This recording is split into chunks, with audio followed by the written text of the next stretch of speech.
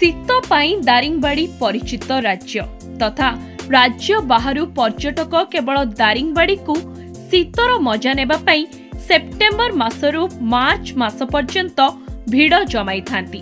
तेबे दारिंगबाड़ी को अधिक पर्यटक आसिबा पाई एबे प्रति वर्ष शीत महोत्सव पालन करा जाउछि। एही क्रम रे शीत महोत्सव 2024 गुरुवार ठारू शुभारंभ होईछि।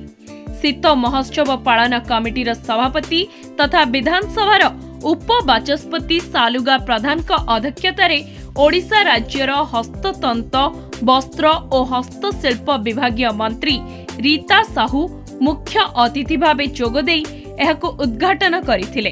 अन्य अतिथिंक मध्यरे ओडिशा बिहन निगमर अध्यक्ष विजय कुमार नायक, स्वतंत्र उन्नयन परिषद कंधमालर अध्यक्ष रोदना मलिक, ओडिशा काजू निगमर अध्यक्ष सुभाष महाराणा, ब्लॉक अध्यक्ष सुशांत कुमार प्रधान, तहसीलदार शरत सबर प्रमुख मंचासीन थिले। सांस्कृतिक कार्यक्रम रे दारिंगबाड़ी कलिंग कला विकास पक्षरु विश्वरूप दर्शन गीतिनाट्य दर्शकंकु बांधी रखिथिला। सेहिपरि ओडिशार सुनामधन्य कंठशिल्पी दीप्ति रेखा पाढ़ीଙ୍କ द्वारा मेलोडी परिवेषण होइतिला, जेउथिरे कि दर्शक तांकर प्रत्येकटी गीतरे नाचिथिले, झुमिथिले।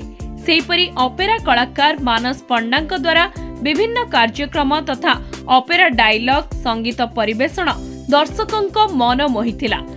सेहिपरि ऋषिकेश पाणिग्राही एवं सुदीप्त पाणिग्राहीଙ୍କ द्वारा मंचरे विभिन्न कार्यक्रम दर्शकंकु आकृष्ट करिथिला।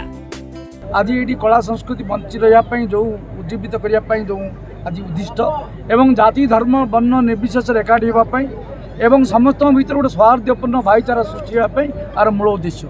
तेणु ये कमिटर जो सदस्य मानक धन्यवाद देवी से आयोजन बहुत कष्ट साधन कर आयोजन कर समस्त सुजोग पाइबे। नाटक गीत विभिन्न प्रकार डांस ये जो स्थान हे से उत्साहित बढ़ लोक मैंने वर्ष सारा भारक्रांत आज उठे।